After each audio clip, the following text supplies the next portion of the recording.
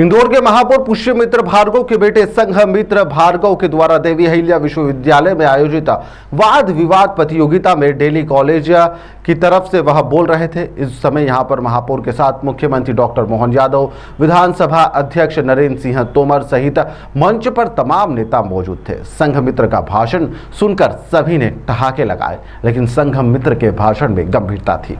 उन्होंने मुख्यमंत्री के सामने ही मंच से देश की यहां पर रेल सुविधाओं पर हमला बोल दिया।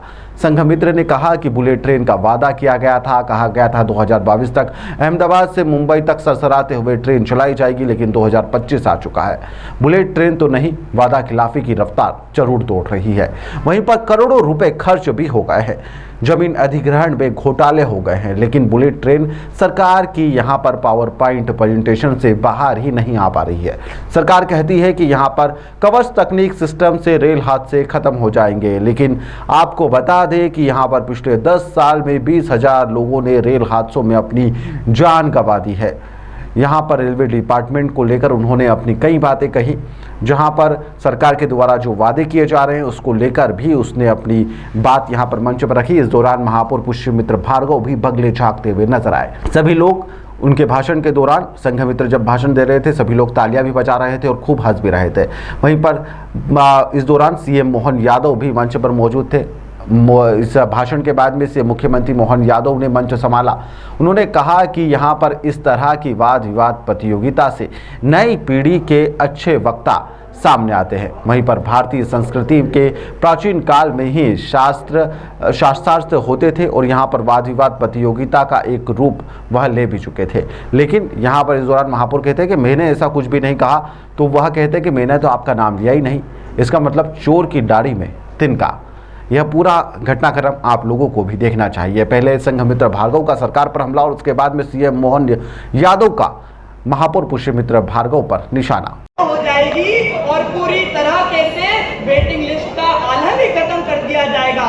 लेकिन हकीकत तो यह है कि आज भी जनता ट्रेन में सफर करने से पहले कोई हादसा न होने की दुआ मांगती है, और वेटिंग लिस्ट का आलम तो ऐसा है कि 50 लाख से ज्यादा लोग हर साल टिकट लेने के बाद भी सफर नहीं कर पाते हैं।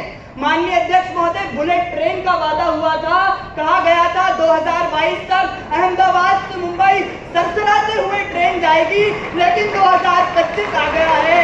बुलेट ट्रेन तो नहीं, लेकिन वादा खिलाफी की रफ्तार जरूर दौड़ रही है। महोदय, करोड़ों रुपए खर्च हो गए, जमीन अधिग्रहण में घोटाले हो गए, लेकिन बुलेट ट्रेन सरकार की पावर पॉइंट प्रेजेंटेशन से बाहर नहीं आ पा रही है। तो मजबूत करें, ये तो भविष्य की पीढ़ी बने। और ये मैं अपने भतीजे के लिए भी जोरदार तालियां बजाऊंगा, जैसे भी मैं उसको बोलूंगा कुछ बात बाकी है, लेकिन उसने जो बेबाकी से अपनी बात रखी, पक्ष हो या विपक्ष, उसको जो जवाबदारी थी वही तो बोलेगा। तो उसको विपक्षा विषय किया तो बोला, उसमें कोई मना नहीं, लेकिन मैं उसके कुछ विषय जरूर सुधरूंगा। उस विषय में ये और बाकी रह गए, जिसके से हमारे लिए लोकतंत्र है, हमारी सरकार ने आप टॉप पे ले लो।